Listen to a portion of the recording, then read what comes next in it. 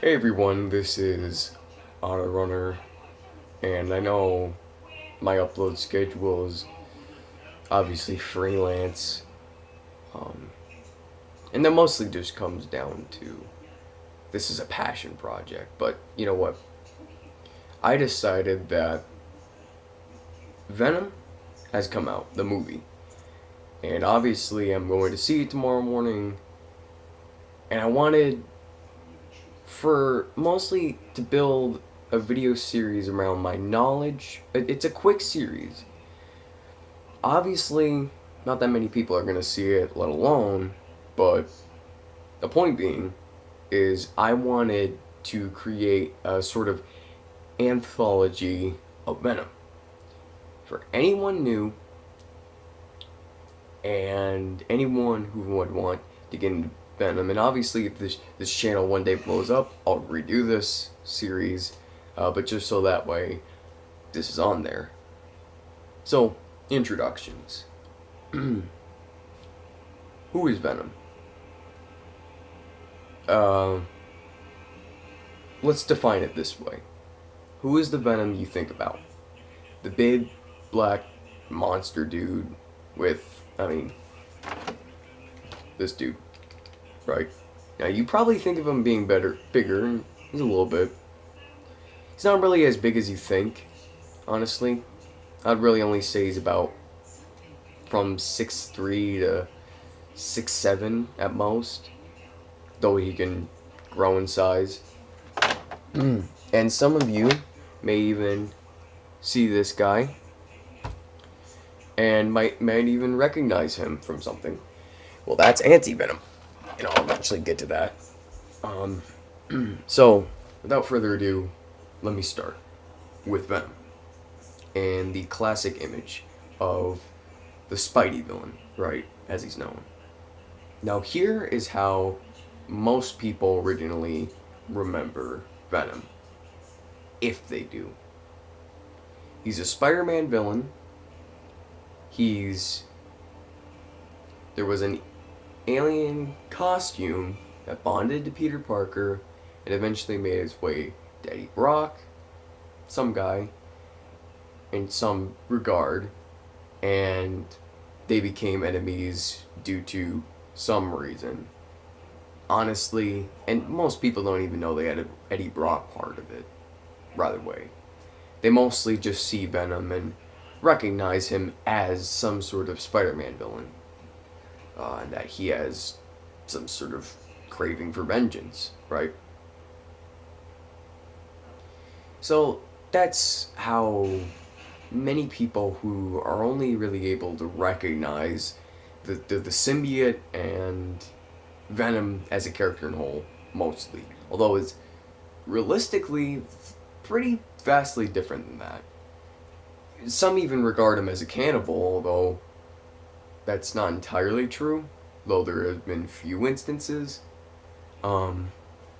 It's not really as hyped up as most people would say. So, without further ado, let me start by with this little sheet I wrote out. Origin of the Symbiotes, Part 1, for this.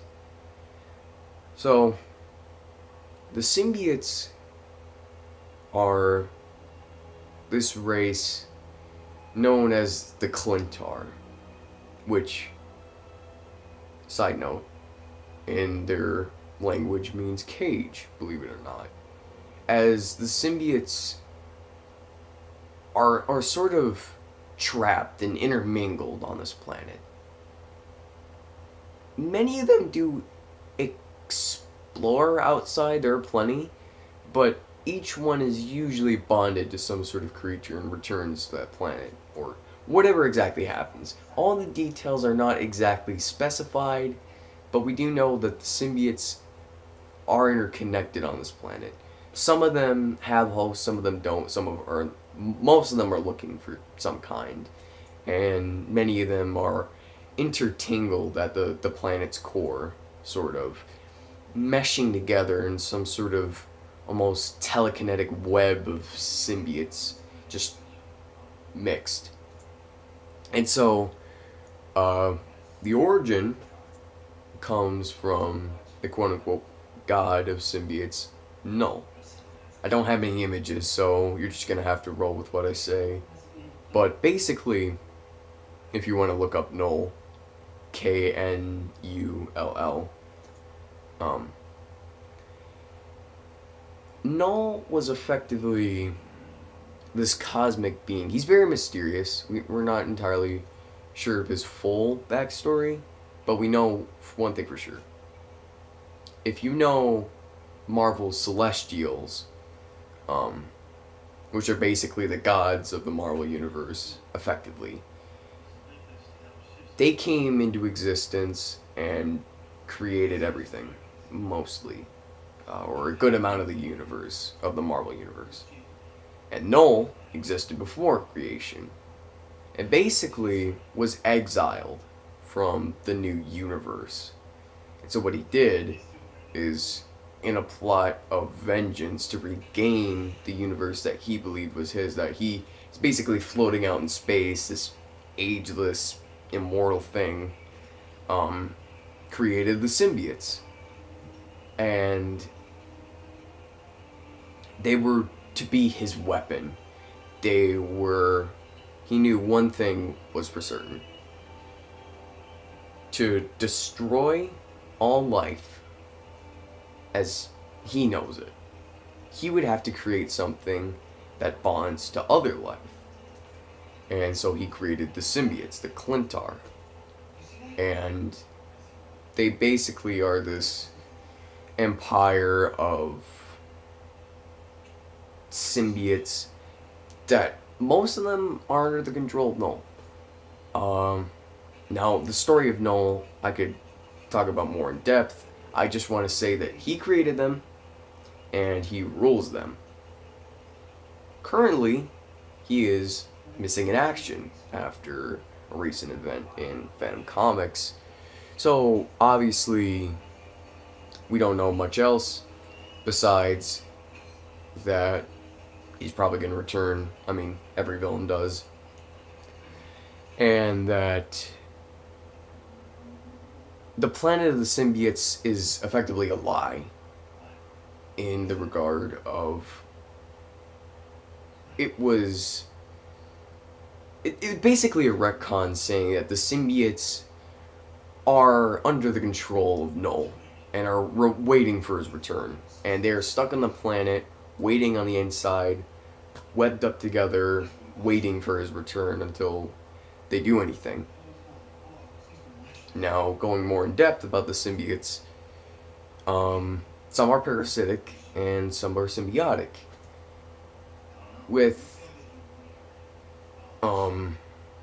It depends. There was the story Planet of the Symbiotes where there was an actual full-on, I guess you could say, evil symbiote empire that tried to take over Earth once.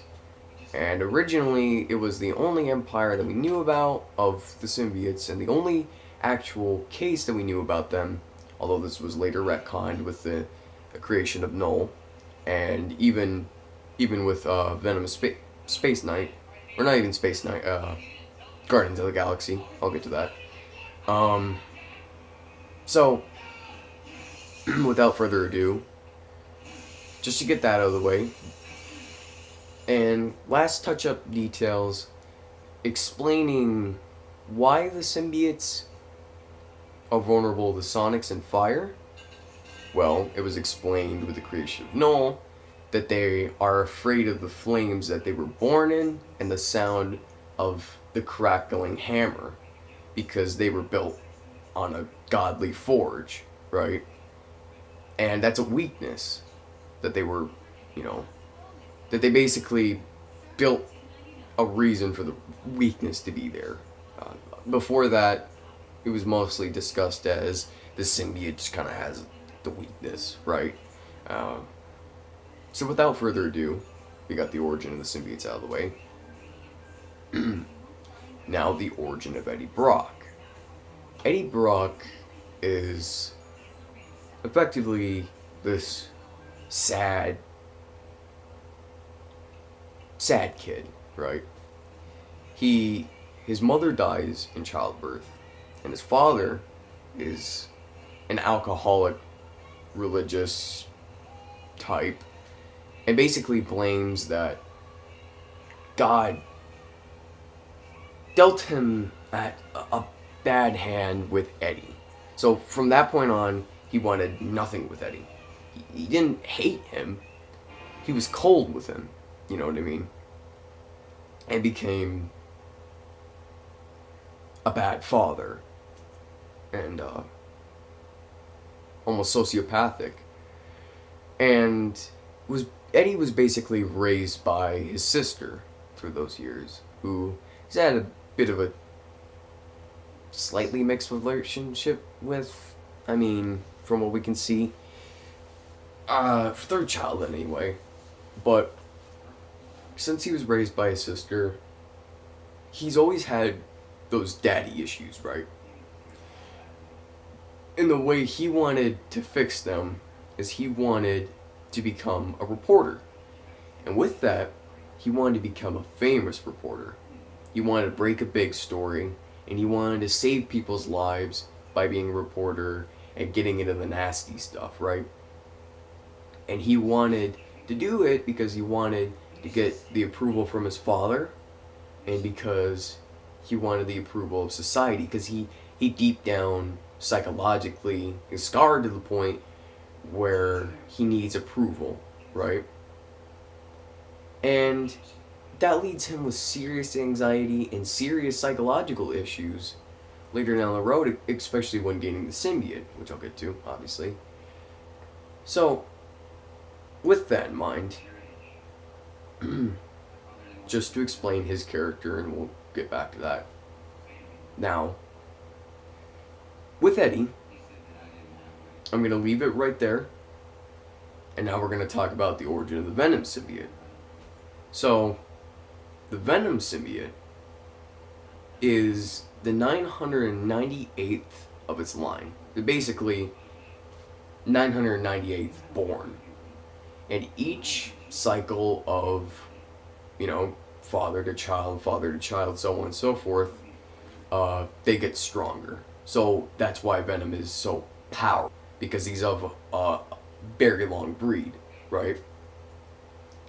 And what happened with the Venom symbiote, it was basically deemed insane by its race.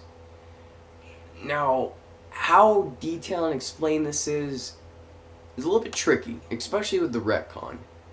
It could be believed that since the symbiote was actually going rogue against Null, possibly, but regardless, here's the tricky thing with retcons. Retcons don't fix everything, and if you don't know what a retcon is, it means basically in comics, whenever, or any fiction, they take one idea and the same writer or another writer basically marks over that idea and then puts in something new, right? And originally, all of the symbiotes, besides Venom, believe it or not, were considered parasitic. And Venom was rejected by its race for not wanting to bond to its host and suck them dry. Because we're talking about a version of the symbiotes that are parasitic. And this is not the same kind that I discussed earlier. These ones are a rogue as far as we're concerned. Again, retcons are tricky, so this could all be bullshit, but from what I can tell, there's two kinds of the symbiotes. There's either the so-called good ones that work for Null, which are peacekeepers, mostly, but are still controlled by Null. And then there is the parasites that were offed in the Planet of the Symbiotes arc, which Venom grew up from. And because Venom wanted to bond with a host to have a stable relationship. Not romantic, but a stable bond, a mutual. It wanted something good for the host so that the host could give it something good as well. It wanted to be a full-blooded symbiote. Good thing going for it, right? Well, since its race deemed it insane because that wasn't normal. It put it in containment. Now that I cleared up all the origins, in the next video, I'll start explaining Symbiote Saga, and then Birth of Venom, so on and so forth. So stay tuned.